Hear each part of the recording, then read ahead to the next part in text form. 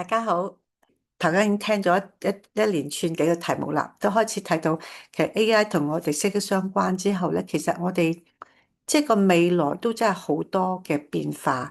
咁呢個未來唔淨止影響我方方面面啦，影響我工作啦，好多人擔心工作會被辭退啦，影響我哋家庭關係啦，覺得大家都好似都唔同步，大家諗嘢都唔同，好似嗰個代溝更加大啦。亦都令到大家面對呢啲咁嘅擔心啊，預測唔到嘅一種不安啊，會令到大家沉默啦，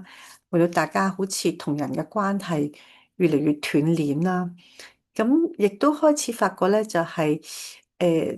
同人溝通同行好困難嚇，所以工作坊4咧，我特別揀咗呢個題目，當希望變得困難。即係唔知點希望，好難希望，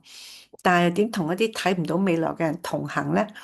原來好多人睇唔到未來嘅喎，即係我有陣時我哋覺得，誒，我哋呢個年代差唔多啦，我哋50、60歲啦，咁要做啦，咁 AI 嚟我都差唔多退休，都唔會影響我。咁但係我哋好多年青人啊，我哋好多人仲係30、40歲養緊頭家，仔細老婆亂，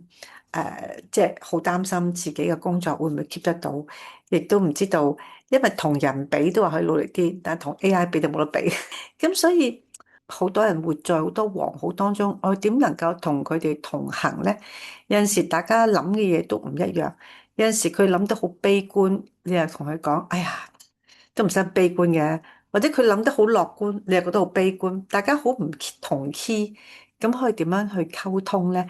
咁呢個工作坊咧係講到我哋喺陪伴別人啦，喺即係想去能夠與人同行嘅裏邊咧，有啲同人同我哋好唔啱 key，我可以點樣去同佢同行咧？